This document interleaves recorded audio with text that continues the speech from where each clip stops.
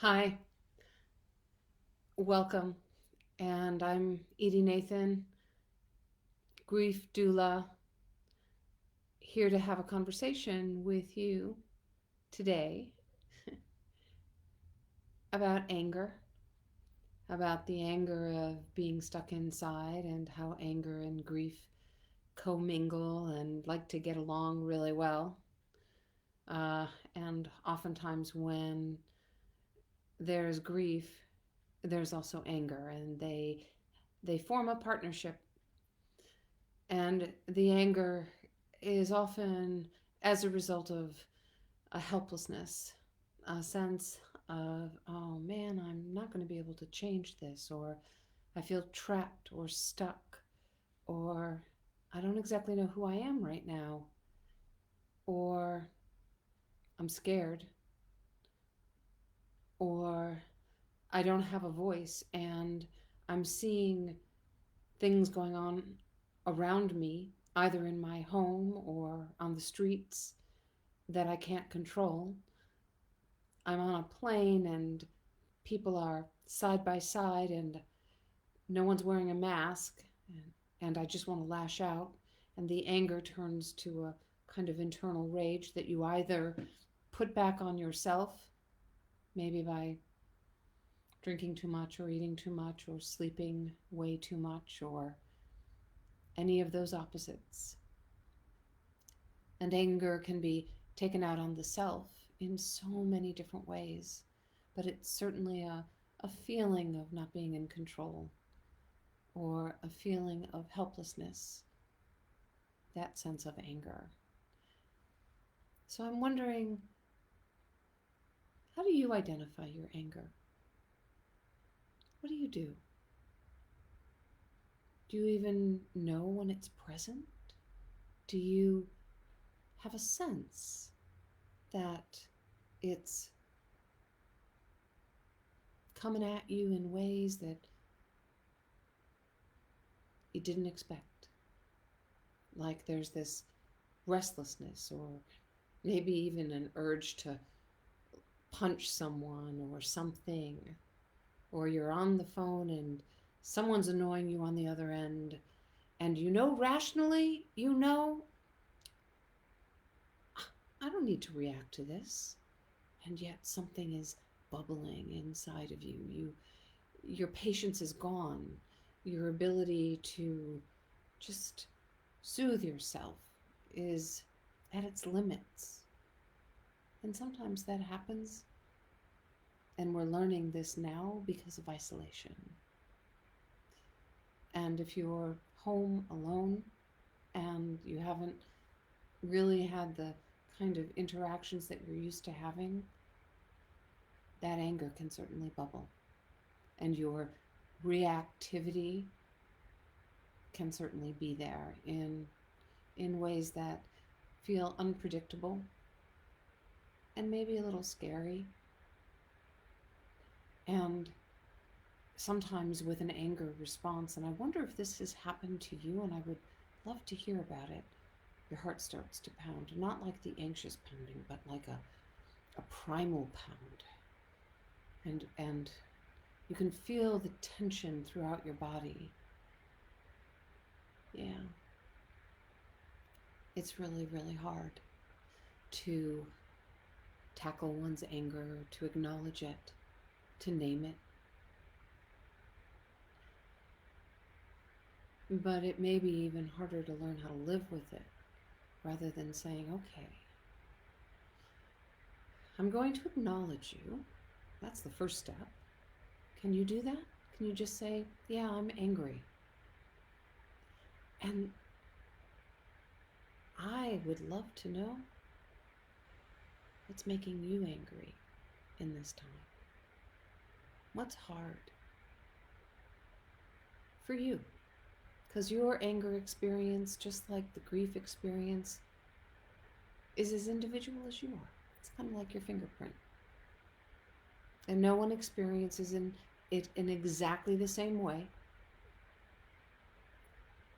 No one does. And you might find that you're edgy or angry with your partner, or You might find that you're feeling angry at yourself because you're not exactly where you thought you'd be at this point in your life. You might be angry because a graduation got canceled, whether it's high school and you can't have that prom, or it's college graduation, or you were supposed to get that advancement at work and now you're furloughed. Or there's no food on your table and you have to go and get help and ask for help. And it's those senses of loneliness and need and isolation that can create that anger. And if you find a way, number one, to acknowledge it, just like what we said, and list, okay, what are the feeders to your anger? Is it job? Is it partner? Is it isolation? Is it that your friends in other states are walking around and you can't? Can't go to your favorite grocery store, or you can't go to your favorite restaurant. You can't even get the food that you want on your table. Or you can't pay your rent. And so there's a sense that if you can't do something about what you're normally, you're strong, you're used to being able to navigate through the difficult times, and you're having trouble right now, identify it and reach out to a friend, to a family member who will just listen and not judge. Because not doing this alone, not feeling that anger all by yourself, but actually sharing it, can really help. Writing it down and creating some kind of an anger diagram for yourself. And if you're interested in that anger diagram, write me. I'm happy to send it to you because I've got it.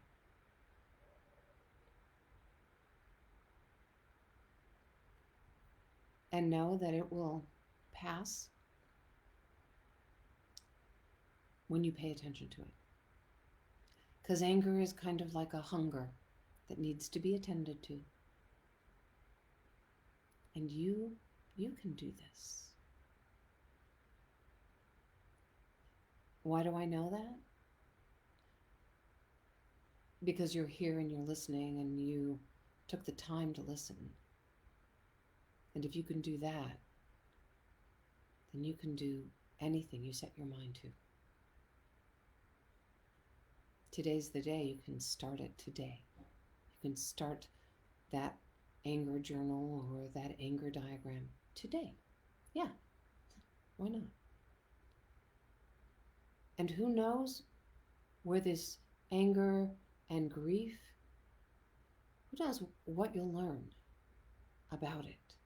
Who knows what's going to come up as a result? Because, with every loss, there's a birth. With every cycle that we go through, we learn something. And if you're in a cycle of anger, be open to what you might learn from it, what your takeaway is. So contact 3 people. Tell them something you're angry about.